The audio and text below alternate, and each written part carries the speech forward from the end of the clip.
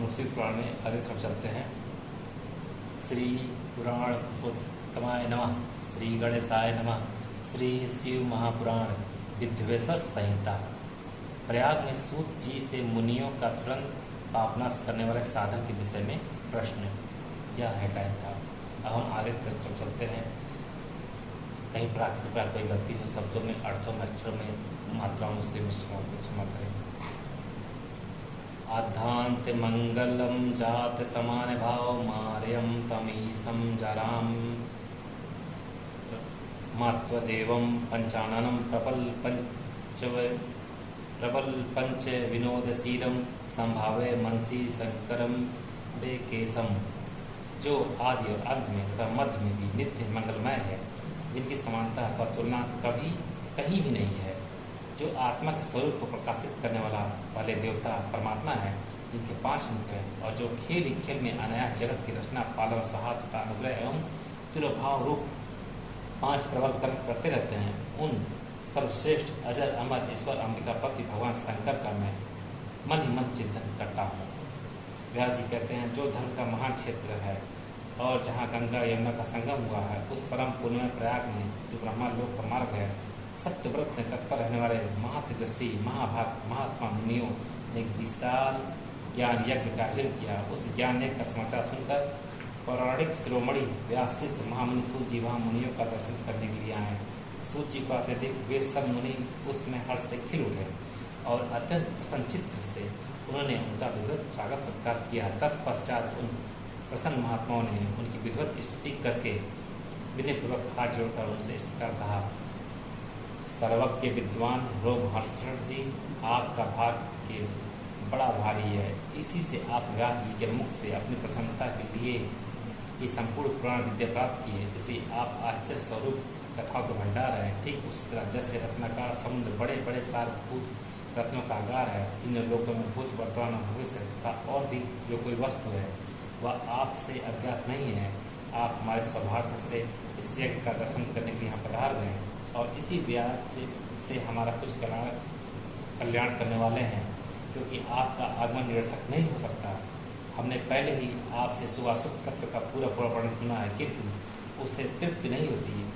हमें उसे सुनने की अपारंपार इच्छा होती है। उत्तम बुद्ध वाले सूत जी, इस समय हमें एक ही बात सुननी है। यदि आपका अनुग्रह हो तो गोपनीय होने पर भी आप उस विषय का वर्णन करें। घोर कलयुग आने पर मनुष्य पुण्य कर्म में दूर होंगे, दुराचार में फंस जाएंगे और सबके सब सत्य भाषण से मुंह फेर लेंगे, दूसरों की निंदा में तत्पर रहेंगे, पराय धन को हड़प लेने की इच्छा करेंगे, उनका मन पराय स्त्रियों में आसक्त होगा तथा वे दूसरे प्राणियों की हिंसा किया करेंगे, अपने शरीर को ही आत्मा समझेंगे, मूढ़ नास्तिक और पशु बुद्धि रखने वाले होंगे, माता पिता से देश रखेंगे, ब्राह्मण लोभ रूपी ग्रह के ग्रास बन जाएंगे, वेद बेचकर जीविका चलाएंगे, धन का उपार्जन करने के लिए ही विद्या का अभ्यास करेंगे और मद से मोहित रहेंगे, मतलब घमंड से मोहित रहेंगे, अपनी जात के कर्म छोड़ देंगे, प्राय दूसरों को ठगेंगे, तीनों कालों की संध्यावसना से दूर रहेंगे और ब्रह्म ज्ञान से शून्य होंगे। समस्त क्षत्रिय भी स्वधर्म का त्याग करने वाले होंगे, कुसंगी, पापी और व्यभिचारी होंगे, उनमें शौर्य का अभाव होगा, वे कुत्सित चौर कर्म से जीविका चलाएंगे, शूद्रों का सबर्ताव करेंगे और उनका चित्त काम का किंकर बना रहेगा। वैसे संस्कार भ्रष्ट सर्वधर्म त्यागी कुमार्गी धर्मपार्जन प्राण तथा पाप टोल में अपनी कुत्सित वृत्ति का परिचय देने वाले होंगे। इसी तरह शुद्ध ब्राह्मणों के आचार में तत्पर होंगे, उनकी आकृति उज्ज्वल होगी, अर्थात वे अपना कर्म धर्म छोड़कर उज्ज्वल वेशभूषा से विभूषित हो व्यर्थ घूमेंगे। वे स्वभावतः ही अपने धर्म का त्याग करने वाले होंगे, उनके विचार धर्म के प्रति कूल होंगे, वे कुटिल और निंदक होंगे। यदि धनी हुए तो कुकर में लग जाएंगे, विद्वान हुए तो वाद विवाद करने वाले होंगे, अपने को कुलीन मानकर चारों वर्णों के साथ वैवाहिक संबंध स्थापित करेंगे, समस्त वर्णों को अपने संपर्क से भ्रष्ट करेंगे। वे लोग अपनी अधिकार सीमा से बाहर जाकर द्विजोचित सत्कर्मों का अनुष्ठान करने वाले होंगे। कलयुग की स्त्रियाँ प्राय सदाचार से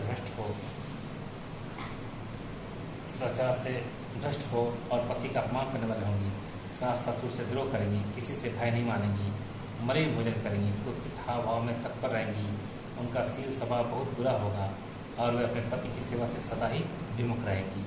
सोचिए, इस तरह जिनकी बुद्धि नष्ट हो गई है, जिन्होंने अपने धर्म का त्याग कर दिया है, ऐसे लोगों को इहलोक और परलोक में उत्तम गति कैसे प्राप्त होगी? इसी चिंता से हमारा मन सदा व्याकुल रहता है। परोपकार के समान दूसरा कोई धर्म नहीं है।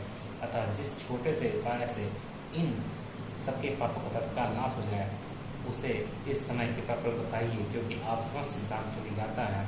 व्यास जी कहते हैं, उन भावितात्मा मुनियों की आवाज़ सुनकर सूर्य जी मन ही मन भगवान शंकर का स्मरण करके उनसे इस प्रकार बोले।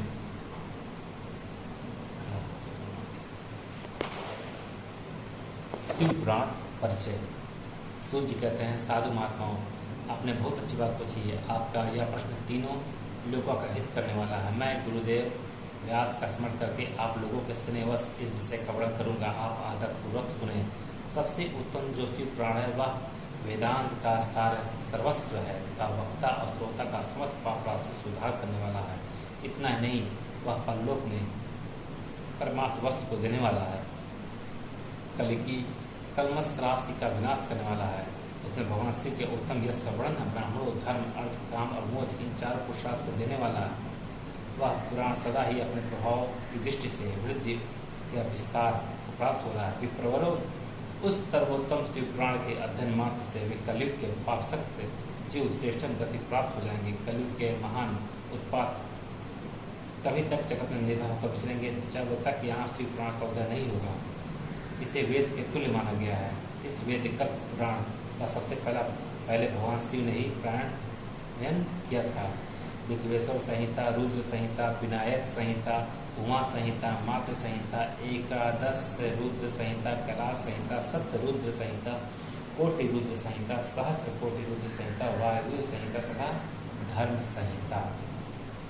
इस प्रकार इस पुराण के 12 भेद या खंड है। ये 12 संहिताएं अत्यंत पुण्यमयी मानी गई हैं। ब्राह्मणों, अब मैं उनके श्लोकों की संख्या बता रहा हूँ। आप लोग वह सब आदरपूर्वक सुने। विद्युत संहिता में 10,000 श्लोक हैं। रुद्र संहिता, विनायक संहिता, उमा संहिता और मात संहिता, इनमें से प्रत्येक में 8,000 श्लोक हैं। ब्राह्मणों, एकादश रुद्र संहिता में 13,000, कैलाश संहिता में 6,000, सप्त रुद्र संहिता में 3,000, कोटि रुद्र संहिता में 9,000, सहस्त्र कोटि रुद्र संहिता में 11,000, वायु संहिता में 4,000 तथा धर्म संहिता में 12,000 श्लोक हैं। इस प्रकार मूल शिव पुराण की श्लोक संख्या 1,00,000 है, परंतु व्यास जी ने उसे 24,000 श्लोकों में संक्षिप्त कर दिया है। पुराणों की क्रम संख्या के विचार से इस शिव पुराण का स्थान चौथा है। इसमें 7 संहिताएं हैं। पूर्व काल में भगवान शिव ने श्लोक संख्या की दृष्टि से 100 करोड़ श्लोकों का एक ही पुराण ग्रंथ रचित किया था। शिष्ट के आदि में निर्मित हुआ वह पुराण साहित्य अत्यंत विस्तृत था। द्वापर आदि युगों में दैत्यायन, व्यास आदि महर्षियों ने जब पुराण का 18 भागों में विभाजन कर दिया, उसमें संपूर्ण पुराणों का संक्षिप्त स्वरूप केवल 4 लाख श्लोकों का रह गया। उस समय उन्होंने शिव पुराण का 24,000 श्लोकों में प्रतिपादन किया। यही इसके श्लोकों की संख्या है। यह वेदतुल पुराण 7 संहिताओं में बटा हुआ है। इसकी पहली संहिता का नाम विद्वेश्वर संहिता है, दूसरी रुद्र संहिता होनी चाहिए, तीसरी का नाम सप्त रुद्र संहिता, चौथी का नाम कोटि रुद्र संहिता, पांचवी का नाम उमा संहिता, छठी का कैलाश संहिता और सातवीं का नाम है वायव्य संहिता है। इस प्रकार ये 7 संहिताएं मानी गई हैं। इन 7 संहिताओं से युक्त दिव्य शिव पुराण वेद के तुल्य प्रामाणिक तथा सबसे उत्कृष्ट गति प्रदान करने वाला है। यह निर्मल शिव पुराण भगवान शिव के द्वारा ही प्रतिपादित है। इसे शैव शिरोमणि भगवान व्यास ने संक्षेप से संकलित किया है। यह समस्त जीव समुदाय के कारक त्रिविध पापों का नाश करने वाला, तुलना रहित एवं सत्पुरुषों को कल्याण प्रदान करने वाला है। इसने वेदांत विज्ञान में प्रधान तथा निष्कपट निष्काम धर्म को प्रतिपादन किया है। यह पुराण ईर्ष्यारहित अंतःकरण वाले विद्वानों के लिए जानने की वस्तु है। इसमें श्रेष्ठ मंत्र समूहों का संकलन है तथा धर्म, अर्थ और काम इस त्रिवर्ग की प्राप्ति के साधन के वर्णन है। यह उत्तम शिव पुराण समस्त पुराणों में श्रेष्ठ है।